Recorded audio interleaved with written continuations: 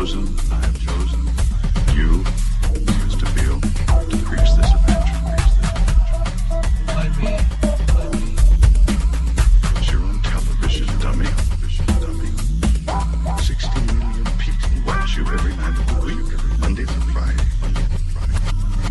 I have seen the face of God. You just might be right, Mr. Just might be right, Mr.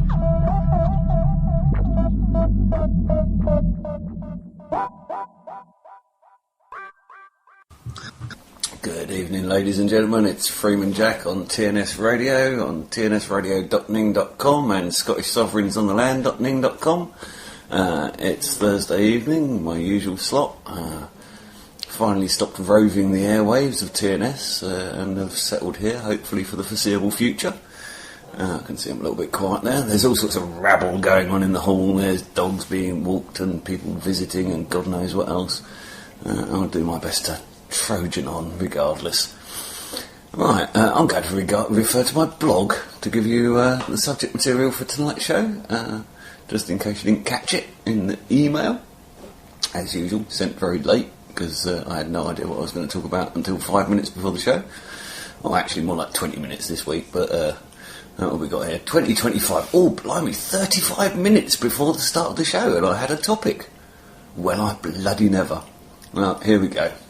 By the way, tonight's subjects will, of course, be of the most adult nature, and will be occasionally discussed with adult language. The occasional transgression into the vernacular, as is my cultural want. As a result, if you're of a nervous or easily offended disposition, perhaps you may wish not to listen to my show, or possibly listen to it with your head in a bucket of water. I find both work equally well. Plugging your ears with bananas would help as well. Anyway, that's slightly flippant of me. Here's tonight's subject. Tonight, freemanjack, that's me. Really, it is. I am real. We'll be discussing the subject of social bifurcation and its implications with the current times, with a historic recording of Sheldrake, McKenna and Abrams. To illustrate this topic, I hope to inform and explore the possibility that a new species of human is possibly emerging with a whole new set of issues, and how to encompass these new members in an established society. Well, if any of you out there haven't felt like you were born into some alien bloody culture that none of your habits or nature really sat comfortably with, then I don't know what, because certainly everybody that I speak to feel like they were almost born into the wrong bloody body. Or certainly, you know what I mean, kind of view other family members as almost like an alien species. And this kind of led me to thinking quite deeply about the subject when I was living as a traveller. One moment, let me just push this door through. It's better.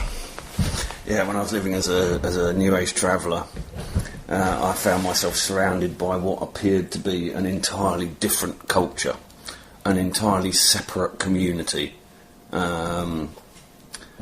which, although we interacted with the larger culture, with the mainstream culture, on a peripheral level, on an everyday, day-to-day basis, we largely only interacted with ourselves. We traded with each other, we worked for each other, we lived and acted as a broad spectrum community.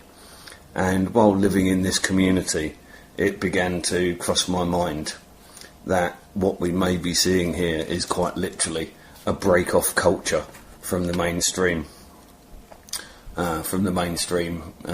Society that we all think that we've been born into. Now, evolution dictates that each species will have reached its conclusive evolutionary state, or at least its current evolutionary state, through a number of splittings, a number of branchings from main species.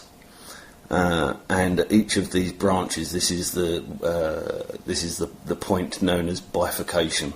This is where the main evolutionary branch splits off and explores another evolutionary avenue, usually to fill some new adaptation to a different environment, sort of environmental state, new territories, whatever.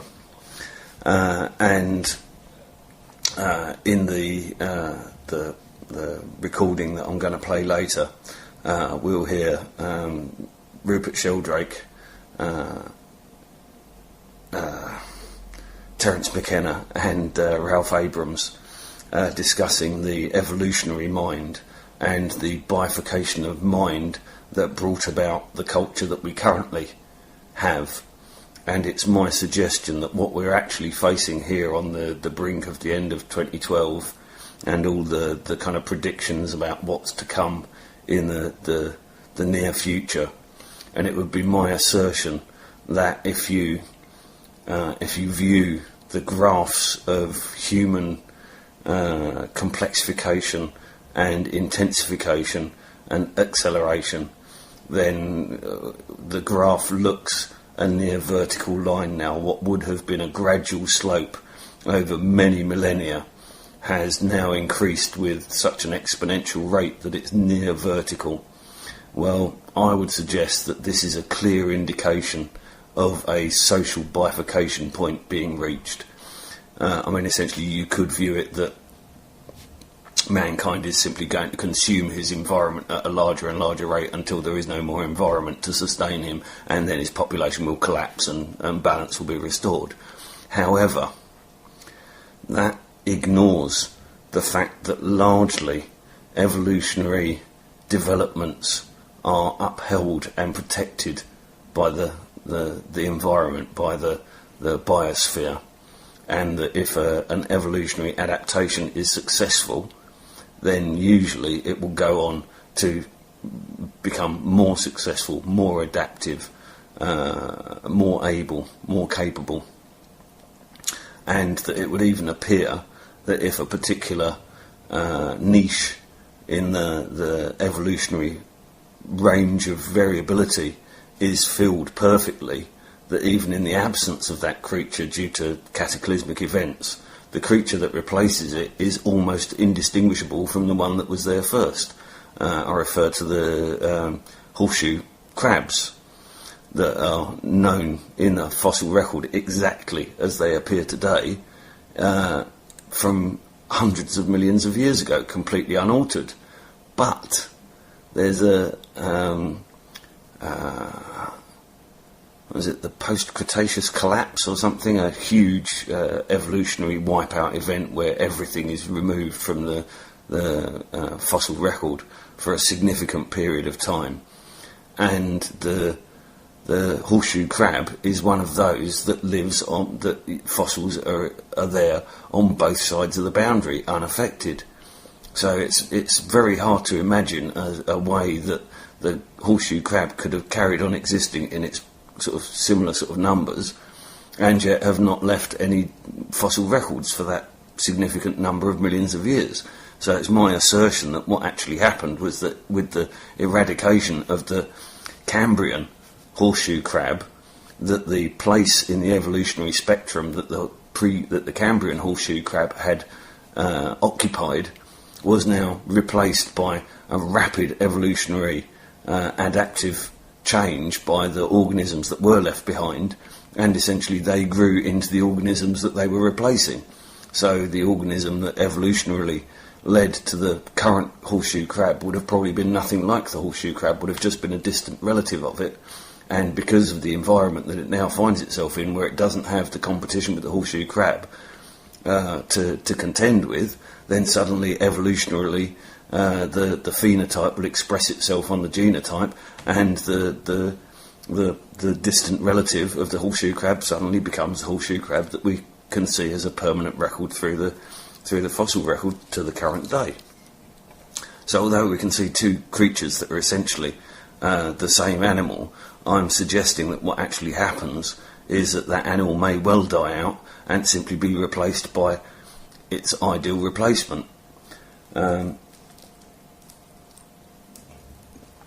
bloody hell, I'm run out of tea already. Let me just PM the missus. Oh, I bet she's not even bloody looking. Let's just have a look. Oh, okay. Let's see. Let's have a look.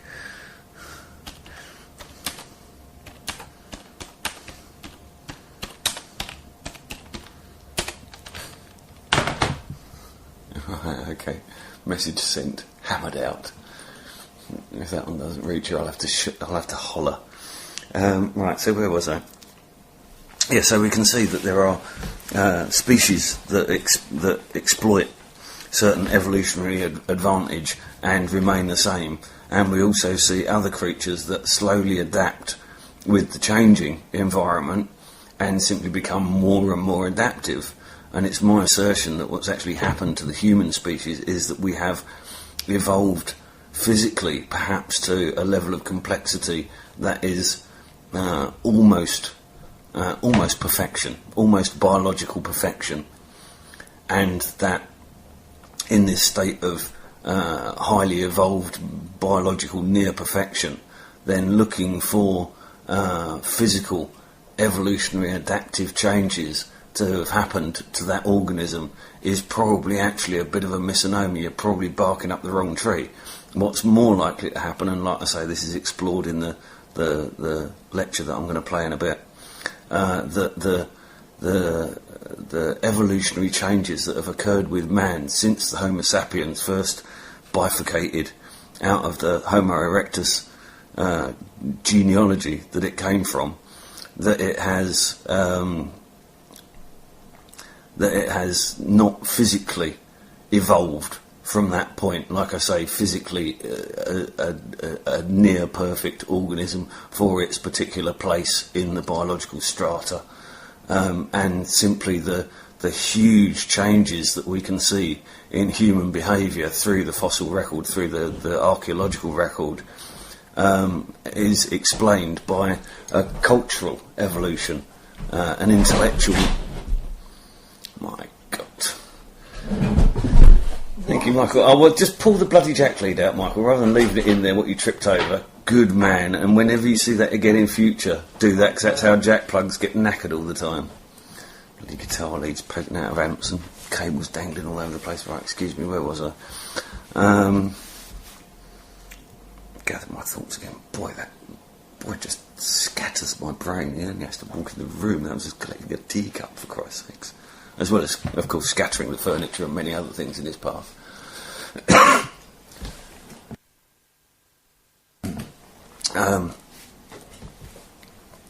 Right, well, yes, so we see this cultural complexification, this cultural evolution, and if we look at measurements of that culture, like I say, if we look at human complexification, human evolution, human societal evolution, on any kind of graph with development plotted over a baseline of time, then what we're looking at is, like I say, these gradual slopes leading to what appears to be an exponential, almost like escape velocity. Well, Bruce Lipton mentions it in that talk that I played a couple of weeks ago with him and Tom Campbell, discussing the kind of nature of cellular reality. And he goes into it with the explanation of the maximum complexity that a system can hold, and that once a system reaches that maximum complexity, it simply duplicates itself through a different discrete component, and then carries on the process of complexification, the evolutionary process. So, if we look at these graphs and compare them to what happens to, say, the inside of a cellular structure when regeneration is about to take place, what's known as cell mitosis, the point at which the cell divides, the only actual time when DNA is actually what we see it shown in all the pictures. Essentially the chromosomes coalesce out of a soup of RNA and DNA, into the forms that we see on, you know what I mean, when we see pictures of the chromosomes, the X shapes and the Y shapes that are created by the coils of the DNA packets. And that this only happens just immediately before mitosis, and then at the point of mitosis, when the cell bifurcates, when the cell divides, the DNA separates off into two matched halves, and do excuse me, I do need some tea very rapidly. My throat's already drying out. I've only been on it bloody 10 minutes. The cell mitosis, the cell divides and splits off two half copies of the DNA into the two remaining parts. And it strikes me that societally we appear to be reaching this bifurcation point, the level of cellular activity, if we look at the human organism, the human population, as the activity of as the internal workings of it. No, I'm going to have to get a drink before I carry on. I have to whack a tune on. So, do excuse me. Right, my throat is restored for the moment, but what I probably will do is I'll fall back onto the Sheldrake, Abrams, McKenna recording if my throat gives way again. I have a fresh cup of tea, so hopefully I'll be able to stretch through to the hour. Right, so why is this important to me? Why should I give it a toss? Well, I've been in the alternative community. Oh, actually, no, before I go there, there's some, I don't know if it was actually directed at me or if it was part of the conversation that was going on in the chat, sort of off topic. But just in case anybody thinks that I pluck these topics from thin air or am struck by the latest YouTube rounds of vids and base my thinking on that, no, very much far from it. Like I said with Tom Campbell last week, I was very fortunate at a very early age to have been encouraged to read complex adult books from a very early age by my sister, by my older sister, who became a teacher. And as a consequence, I seem to remember for a birthday or Christmas sometime around my 9th or 10th birthday, I was given a copy of the Everyman's version that Einstein wrote of the theory of relativity. Essentially, he obviously wrote his scientific treatise that everybody's aware of in scientific terms and largely using maths to describe what he was explaining. In his Common Man edition that he released a few years later, he simplified this down into terminology that the average person in the street would be able to get hold of. He heavily relied on some absolutely beautiful metaphors, his train passing metaphors and curved space-time metaphors of the ball on the elastic sort of skin, just beautifully illustrative explanations that I, as a child, absolutely lapped up, and as a consequence was kind of, I think I'm probably finished reading it about age sort of 11, maybe just before my 11th birthday, and as a consequence sort of went through secondary school realising that most of what I was being told was complete bunk, and probably with a larger vocabulary and kind of literary based than a lot of the teachers that I was being placed with. As a consequence, as a young adult, I would routinely read the scientific journals, would always go straight to the science page on any respectable newspaper. Certainly wouldn't be the sport or the tips on page 3, which is possibly why some of my peers used to look at me a little strangely. Mind you, saying that, I don't actually know that there is a science section in The Sun, is there? Don't know, I've never looked in it often enough, to be quite honest. Certainly one in the Guardian, because I used to be a regular Gruniad reader. Bloody comic that it is nowadays. Yeah, so that is essentially what I'm discussing today is grounded in years of fascination in the subject and of kind of harvesting little tidbits about evolutionary science and about socio-political and historical contexts, and placing that into some sort of perspective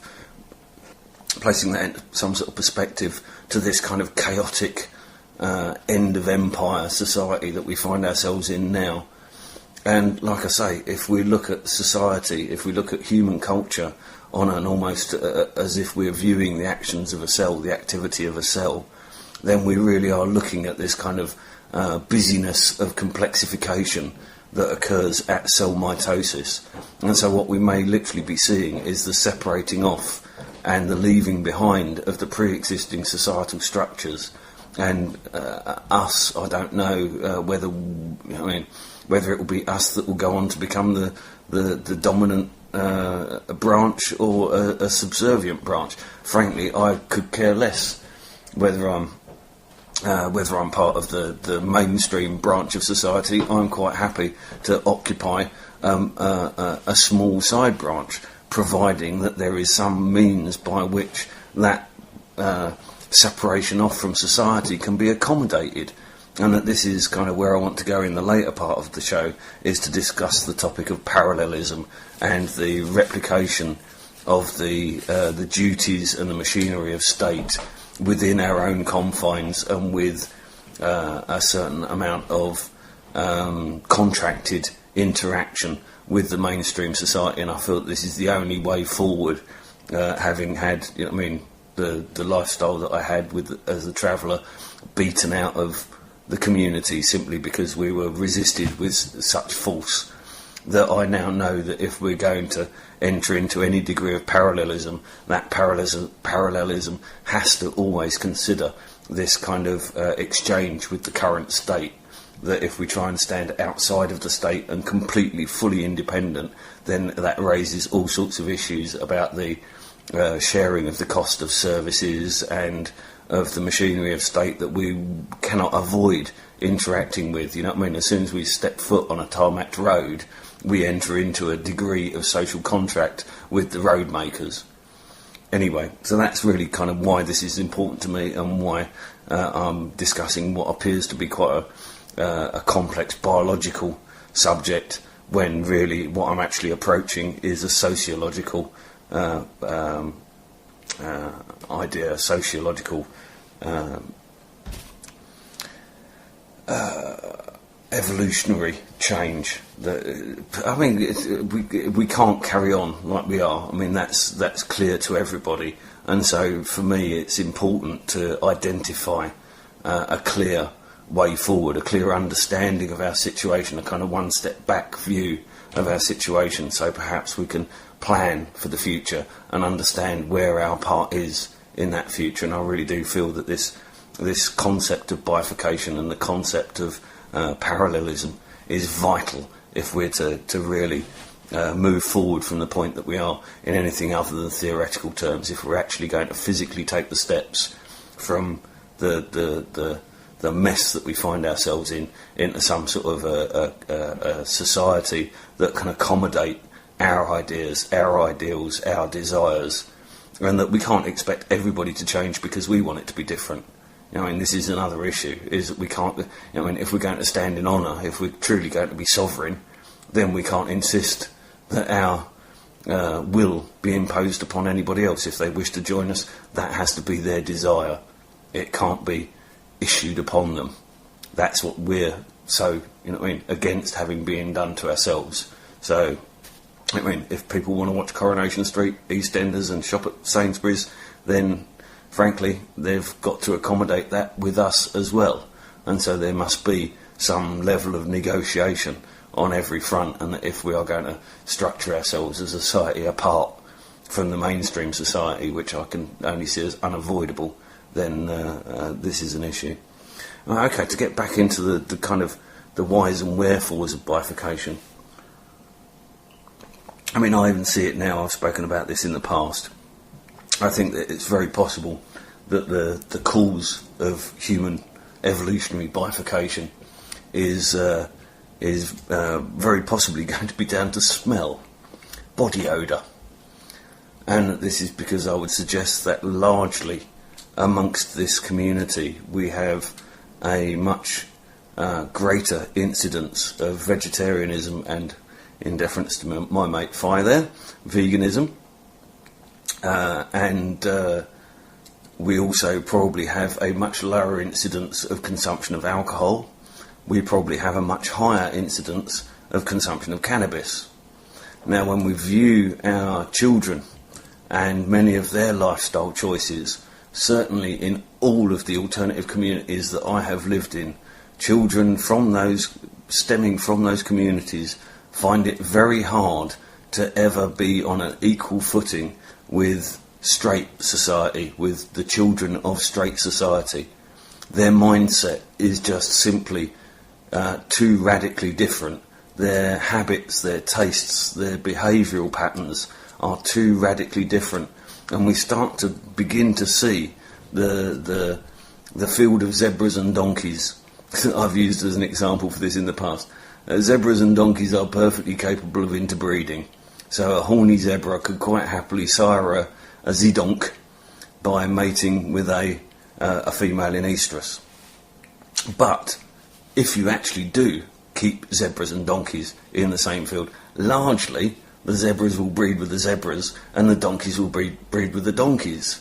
And I can see this kind of, if you can imagine that zebras and donkeys could talk, you can imagine the zebra lads nudging each other and going, oh, that donkey over there is ready, but, oh man, them donkeys really stink, and you lot are all going to take the piss if I go over there, you know what I mean?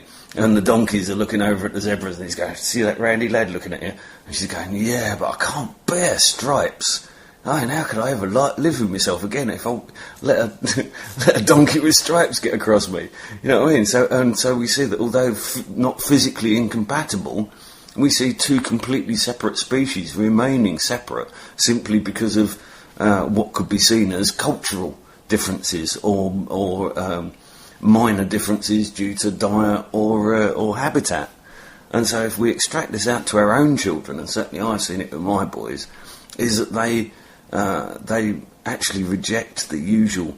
I mean, I've got 4 grown-up teenage boys here, all big lads, all been chasing girls for years now.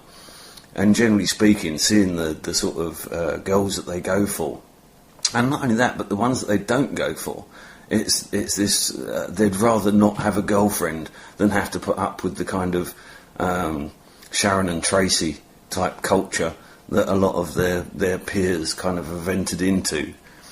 And so if this continues, if our children go on to become garlic-eating, vegetarian, dope smokers, non-drinkers, with an intellectual worldview that is radically separate to that of the mainstream culture that they find themselves growing in, then surely they are going to gravitate towards one another. You know what I mean? Boys and girls of hippie kids tend to find other hippie kids to get together with because they're the only ones that really culturally understand them. I mean, obviously, we can all identify the one hippie in the village who had kids. Well, obviously, that's not going to happen for them. Unless their children go, you know what I mean, beyond the village to find their life partners. But certainly, I would suggest that if the effect that I'm discussing, if this kind of pheromonal implication of diet and lifestyle choices has the drastic impact over sexual attraction, then our children will essentially only be attracted to the children who reflect to the other, you know what I mean, to the other sex, who reflect them on a phenotype, on a pheromonal level, on a level of body scent and appearance. And again, there we come back to the zebras and donkeys. So we might quite literally be looking at the point where the kind of alternative mindset has been exported globally, and certainly we can see through the kind of dance music craze that the dance music scene, you know what I mean, landed in Britain, had the British spin put on it, and was then exported to the rest of the planet, and now the entire planet is dance music crazy, you know what I mean? And the attitudes and mindset that are encompassed within the dance scene are being expressed by all of these like small cultures of dance scenes all over the planet. And I would suggest that the dance scene is very closely allied to the alternative research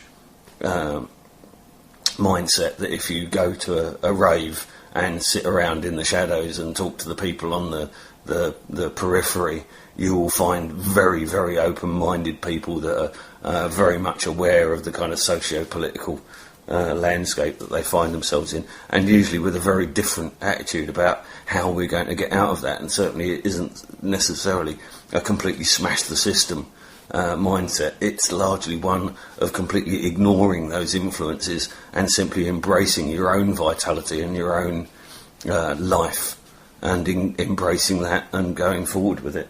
And I can only encourage that for everyone to attempt to replicate. Almost an hour there, I think, of Terence McKenna, Rupert Sheldrake, who I hope to be bringing to the airwaves very shortly. He's agreed to for me to interview him sometime after September the 20th. He's also agreed, as has Tom Campbell, to doing a joint show, and if I can bring Bruce Lipton in on that, then the prospect of essentially creating another trialogue similar to the one that you just heard there with Ralph Abrams, a three-way conversation between such great minds, I hope will throw a light on many subjects that the three of those can really clearly illustrate with clear-cut gold standard science, effectively. Shame we couldn't bring Terence McKenna back to the airwaves, but that would require a miracle beyond my achieving. Okay, so we've covered the theory, the potential that the technological society and the evolution, shall we say, the cultural evolution of the underground culture, the counterculture, it's often described as being the drive behind some kind of cultural bifurcation, some sort of cultural evolutionary separation. Then we have to consider parallelism. Now, parallelism is the duplication of the mechanisms of state in order to support an alternative culture. We see this in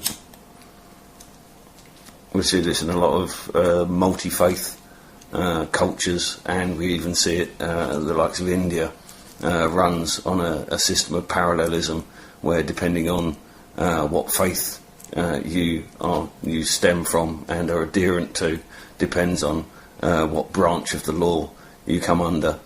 And similarly, now there are certain minor offences that if you are in the UK and you are arrested for one of these minor offences, rather than being taken to magistrate or Crown Court, you can elect to be sent to Sharia court, which is a Islamic court. And because the foundation of Sharia law more or less matches the kind of moral code of the UK law, it's not seen as getting away with it to be sent to the Sharia court, to opt to go to the Sharia court. It's simply a matter of being able to have your crime viewed within a cultural frame of reference that's appropriate for your cultural status. So, if we look at parallelism and the counterculture, then this was where the New Age travellers fell down. I mean, I loved travelling, and I loved my fellow travellers, but unfortunately the attraction of the lifestyle was encouraged a great deal of fantasists and narcissists among our number, and these were people that would quite happily draw wages that would normally require somebody to then pay in an amount of tax into society, while at the same time claiming benefits. Quite a clear-cut contradiction and level of hypocrisy if you are claiming anarchy. The same way these same people would essentially use their so-called anarchic credentials to largely get away with not paying the bar bill at the end of the night. That it was an excuse for not having to pay one's way in the world. And I was constantly minded of Frank Zappa's taunt from the 60s at the hippie generation, and his line, "Free is when you don't have to pay for nothing or do nothing. We want to be free as the wind." Well, these people were very much like that, of that mindset. They appeared to feel that life owed them a living, regardless of whether or not they were prepared to repay any of that debt themselves, or if they saw that that debt was mutual in any way. And consequently, I can understand why society came down on us so bloody hard. If you're disregarding all of the rules of this enormous machine of state, whose very function and structure has evolved over time to maximise its ability to control the population within that state structure, then obviously having this alternative culture that's trying to establish itself like a virus of some sort within the mechanisms of that state, and think that it can resist the mechanisms of that state. Yeah, we got away with it for a long time, and unfortunately that is the term that keeps coming to mind here. We got away with it. Okay, we weren't doing what was right, we were doing what was seen as wrong by everybody, but because we were smart, because we were because we were doing something that was uncommon, the mechanisms of state weren't in place to resist us initially. Within a very few years, as soon as we became visible on the event horizon of the press and mainstream media, suddenly now the mechanisms of state are wound against us, and we find the instigation of the Public Order Act and the tearing down of all of the rave circuits and the free festival circuits, which were our primary source of income. And once they'd destroyed our primary source of income, we were then left on seasonal farm work, which again was also at the time being completely dismantled through the mechanisms of the EU, subsidies being reduced, and the actions of supermarkets and their buying power essentially tying up entire crops, dependent entirely on that crop's ability to return what the supermarket expected from it, and if not, it was left to rot on the trees. And I saw clearly then that there needed to be a level of negotiation with the mechanism of state, and largely when I travelled on my own, I travelled with my partner as an individual unit, or with a very small number of colleagues, that actually confronting the authorities that were presented with you in an entirely reasonable, decent and respectful manner, and cooperating largely with their demands, regardless of how ill-placed you thought that their authority may have come from. It would be foolish to think that if you goaded the local police force, that they wouldn't possibly come back down in a van late at night and kick the living crap out of you out of their uniform.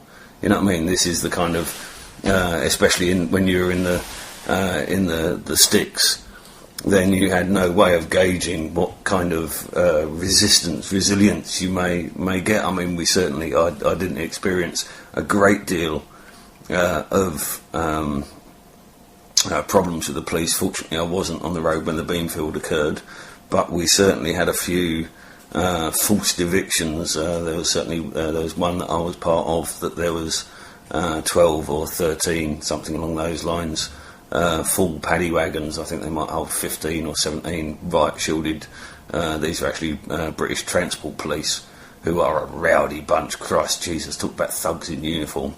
And they were up for a kick-in if we hadn't have been able to move, if there would have been vehicles that had been broken down, if there would have been various issues that would have stopped the convoy from moving off as a whole. Then had we have tried to stay there in piecemeal, then that particular group of police was certainly sent there to evict us by force, and with no uncertain means we would have seen another Beanfield, in other words. Other than that, reasonably well behaved around us most of the time. But we certainly saw a whole heap of vigilante activity. While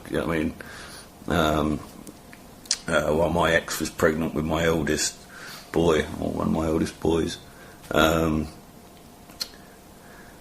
we had a bunch of vigilantes come round kind of 3 a.m, 4 a.m, skeet shooting with shotguns over our caravan. So not only did we have the kind of repeated boom of the shotguns resounding around the little valley that we were living in,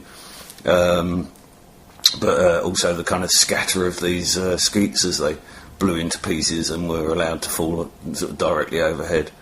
And that this continued for night after night, week after week, essentially until I think the police had a private word in their ear and telling her to calm it down. Certainly we were trying to press charges that wouldn't be taken seriously because the police would always arrive just after they'd left and suspect us of having created the nuisance. But anyway, so we can see this kind of outline of the need for parallelism. If you're going to stand away from the state, and again I refer to this kind of the art of war kind of mentality, where if you're going to draw a battle line, a bit like Henry V. The reason why Henry V, I think it was Henry V, Agincourt was such a huge victory for such a minor force was because he very, very carefully and force marched his army for days in order that he could find the ground that he wanted to fight from. And having taken that ground, the rest of the battle was essentially a massacre for the opposition because they came to him.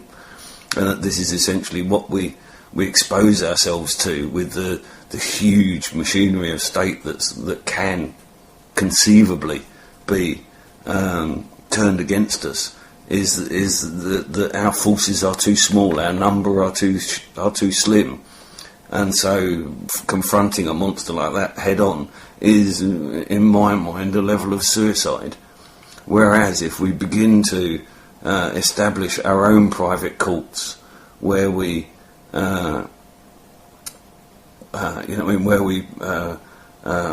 to work our theories in prosecuting our own misdemeanours and act in a way that used to be used in pre-Norman Britain, called the tithe system, where groups of men would become bound by honour to each other, and that this code of honour was largely relied on to create the law in this land. That if we're going to live within as a subset within a larger culture, we have to always consider the fact that we are merely a subset within a larger culture, and that larger culture has the power, has the force in order, to be able to resist our personal ambitions. So, like I say, we're separating ourselves from the mechanisms of state. Would it not surely be the case that if you can clearly show that you are no longer dependent on the National Health Service for a proportion of your healthcare, let's say amongst our group the attendance of National Health Services is reduced by 60%, then surely that as a group, as a tithe, would allow us to negotiate. Iceland is a bit of an odd example because at one point I think that it was something like a third of the island had met the Prime Minister in real life because the place is that bloody small. Right, I've got to compose my thoughts, so I forgot to come back to the mic there. I was so busy doing something else. It's me paying attention for you. That was Jules Scott Heron with The Revolution Will Not Be Televised, preceded by John Martin breaking a tooth on solid air. Next time we'll use a pair of pliers to take that string out. Breaking a string, then a tooth. Live on air. Parallelism. So what are the mechanisms of state that would need to be duplicated? So we have largely the provision of welfare and support to those who are less able in any particular community.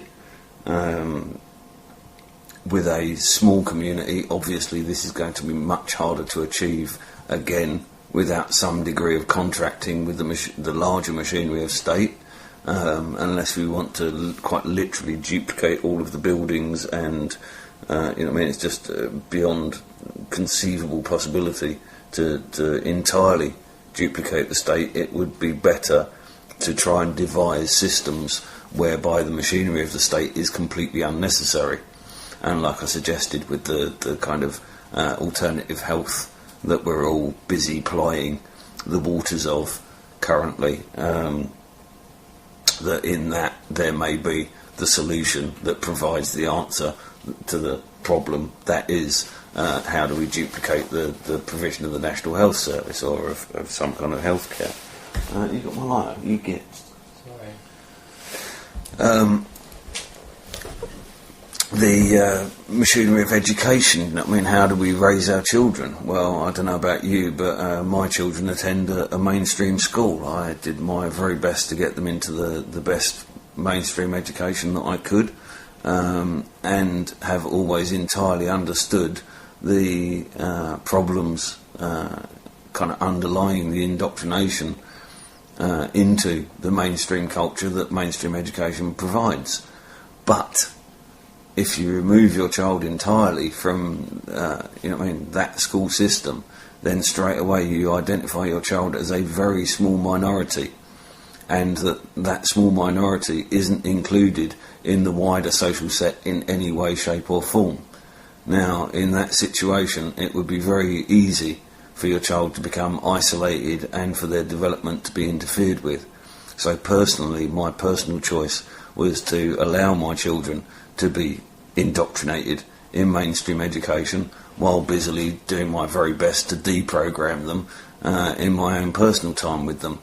They say that by the time your children reach adolescence, that you're only a 6% influence over their attitudes and behaviour, which leaves 96% to their peers and the influences of media and education. I think that it's possible to actually increase that 6%. I would hope that I'm an awful lot more than a 6% influence on young Boo here behind me. And we do this simply by interacting more with our children. I think that 6% figure must arise from families that simply don't communicate, and that this is, I feel is the key to our success as a family unit. I mean, bearing in mind that we've got 4 grown boys here, Jake's a man, for God's sake, he's 21 going on 22, Charlie's just coming up to 21, the boys are 15, they're all huge, and yet in our entire life as a family there's yet to be one genuine sort of punch-up, which for a group of adolescent boys to be crammed into such a tiny space as this little 2 up 2 down terrace is quite remarkable, really, and I think a testament to your kind of moral compass, your internal moral compass, and that this is instilled with just not enforcing overbearing rules and regulations, but simply constantly reminding children of the consequences of their actions and the result of their behaviour, and letting them explore that behaviour if they want to for themselves. To some degree, even supporting them when they make the bloody wrong decision, like Poxy Michael stealing that computer from school the other day and having to take it back into school and going and talking to the bloody headmaster afterwards. Idiot that he is. And again, there you see, that wasn't an instance of punishment. I'm sure that Michael would have probably actually preferred a swift slap to what he had to endure, which was being spoken to about it, having his motives and actions examined under the clear light of them having been discovered, and exploring all of the drives and the moral consequences of that choice of activity. And I would suggest that Michael is probably very much more now averse of what it is going to be if he continues wishing to have things that he can't buy. But the experience of being caught trying to get those things is probably an awful lot more unpleasant than the pleasure that you were initially seeking from trying to acquire them in the first place. So hopefully a very good life lesson that had no actual requirement of anybody shouting at anybody. And that was essentially how it was conducted. I would almost place my wallet on the boy never being light-fingered again, or certainly, hopefully resisting the urge a little more. Bearing in mind that Michael's light-fingeredness was probably largely driven due to his clinical hyperactivity that he was medicated for at an earlier age. His ability to control impulses is very poor, and his perception of fear is diminished compared with his peers, and so largely they were the influences. It would be a bit like, shouting at a wheelchair-bound child because they hadn't been out and climbed the stairs. You know what I mean? We always have to consider that whenever we're dealing with Michael's miscreants and misbehaviour to send them to. That rather than extracting them from that system, we simply do our very best to empower them and inform them about the machinery of that system and what its assigned purpose is. And as we all know, when we become aware of what is being used against us, it actually disempowers it and makes it essentially a futile effort on the part of those who are trying to control us, that if we're aware of their efforts to control us, then that control becomes moot and we are essentially freed from that control.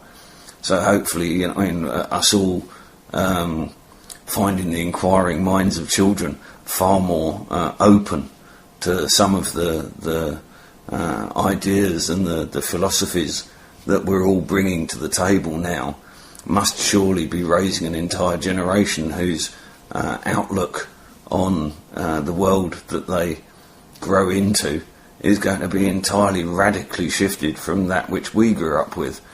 And perhaps on entering into the world like that, we may not see this for our generation yet. It may be for them to go on and, like Iceland, rewrite their constitution. I would dearly love to think that we're very close to that point in this Isles now.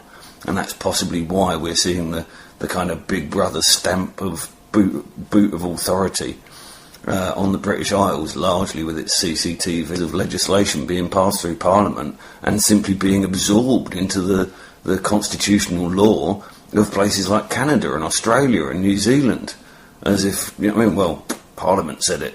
It's not their bloody Parliament. They're not part of the United Kingdom. They're not subject to the authority of our legislative body. They're quite, they have their own legislative bodies and judiciary that are capable of writing their own law. So there's no real reason for them to adopt our law verbatim, but that would appear that largely that's what they do.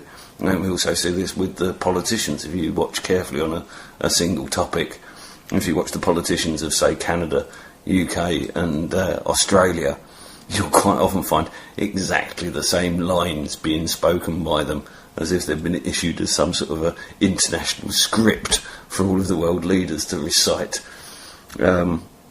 So we're in a very powerful position here, and with a very small number of people being potentially in the kind of exponential control of a large proportion of the world's population.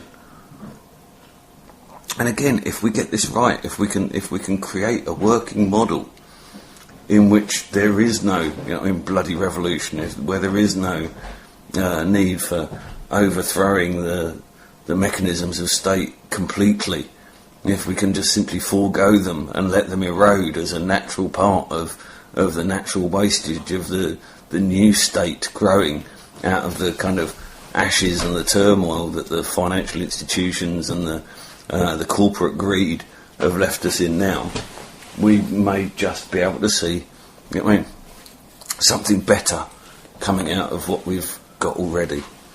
So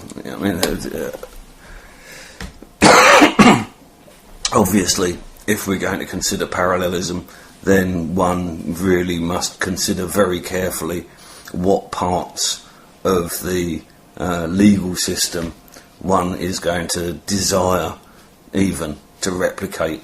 It would entirely be possible to leave the prosecution of serious crime to the machinery of state and to somehow contract with that part of the judiciary, while, like the Sharia law courts do today, transposing the machinery of minor legal infringements to the separate judicial system. But we do have to consider, what do we do if some of our number need imprisoning or need somehow punishing for certain miscreant deeds? How would we accommodate the consideration of that punishment or that restorative justice to be meted out. And this is some of these are some real tricky problems. I've thought about these for years now, and I'm still largely bereft of a clear-cut, defined understanding of how we would move from where we are today to some desirable future possible civilization. But there must be minds among us who have spent enough time considering the mechanisms of law to be able to understand the implications and the complications that humans acting in their human nature, which can be violent, which can be hazardous to our fellow men, has to be somehow within our consideration, and that there must be some way that we can cater for that and like I say, remove this kind of getting away with it tag that would be associated if we don't consider these mechanisms. So again, sometimes this is stuff that we don't really want to think about, but if we don't think about it, then the accusation that we haven't thought about it stops us dead in our tracks. Even if we come to the conclusion that we don't want any of that mechanism of state, the fact that we have considered it and have logically, reasonably issued an alternative that obfuscates, that removes the need for that mechanism of state to be acted upon us, then at least we remove this accusation of getting away with it, or of speaking from a context of ignorance.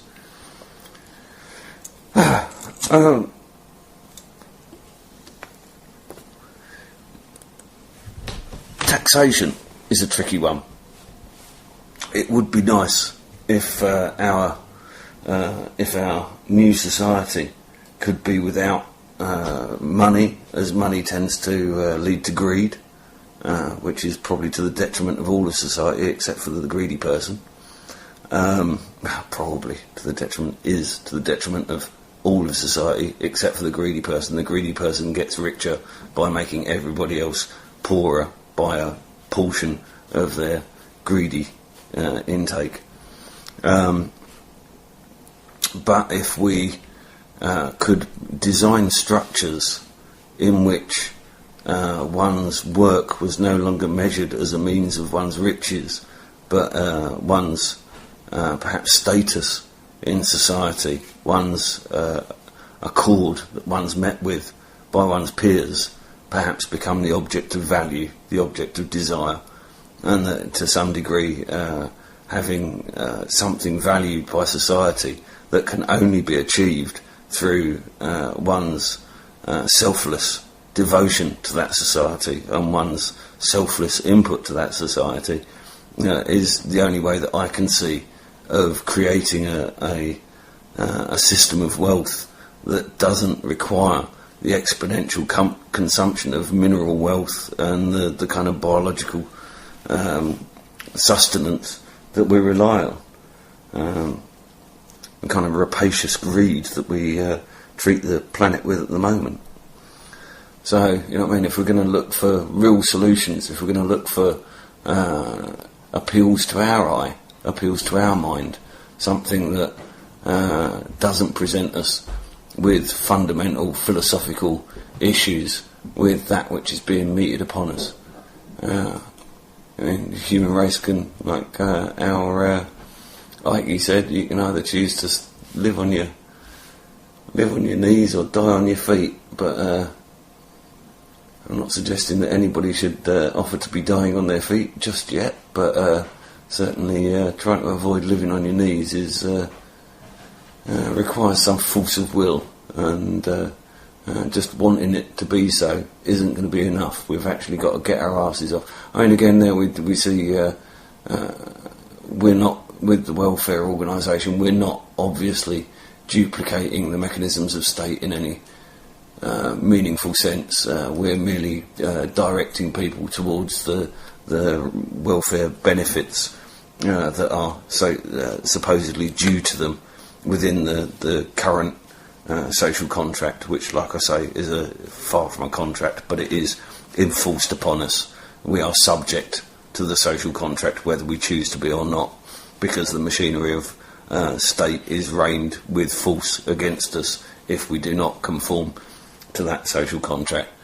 And that within that kind of framework of force, we need to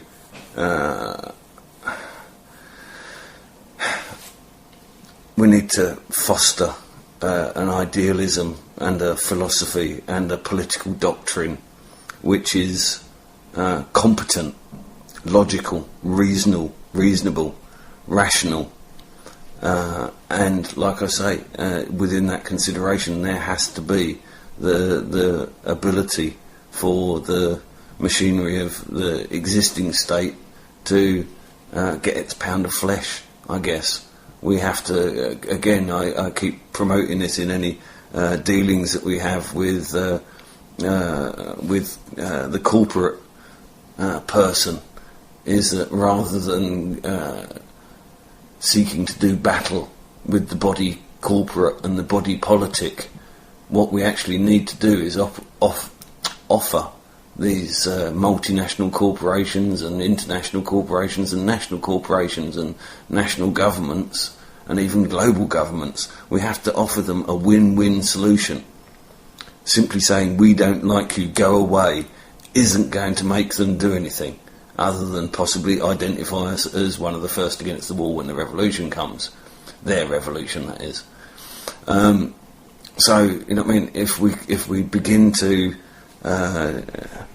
Imagineer, there's a Disney word for you, oh my god.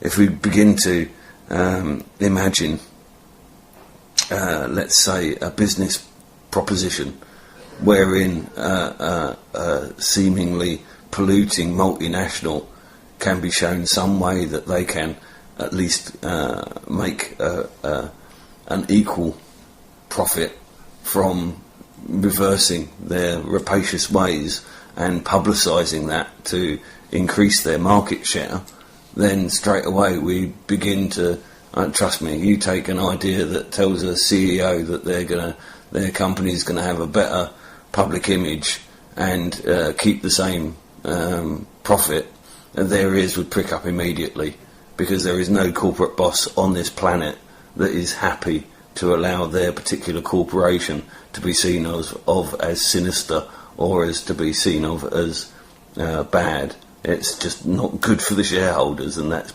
how they think. That really is how they think. I've worked with these guys. I've worked with the captains of industry. I mean, really the top captains of industry.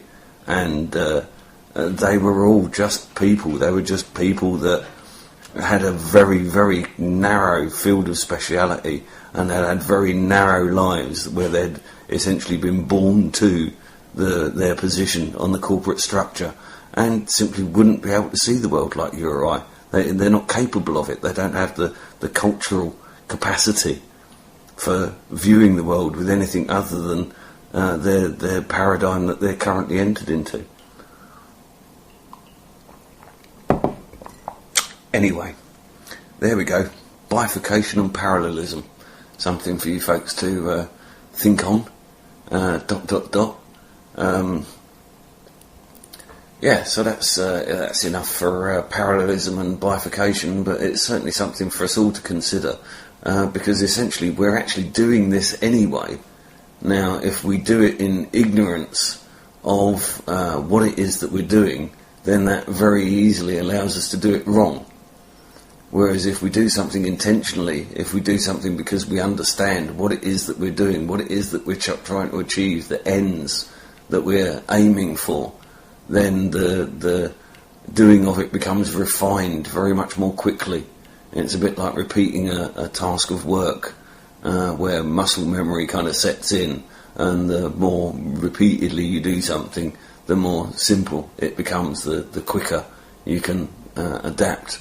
And very soon you find that you're able to adjust your working methods in order to refine that process even more. So the process of refinement becomes a refinement of itself. And let's just start being good to each other, and start, rather than demanding that the state treats us better, let's treat each other better. And if we find the state lacking in what we expect of it, rather than demand that the state, like Nanny, give us our supper when we want it. Let's go make our own supper. Eh? Let's tell Nanny that we don't need her anymore. She's sacked. Yeah? And, I don't know, this song was released for a Trident anti-gun campaign, but I think the sympathies that lie within its lyrics are still poignant. This is Beverly Knight and Ronnie Size. No more. Good night, folks.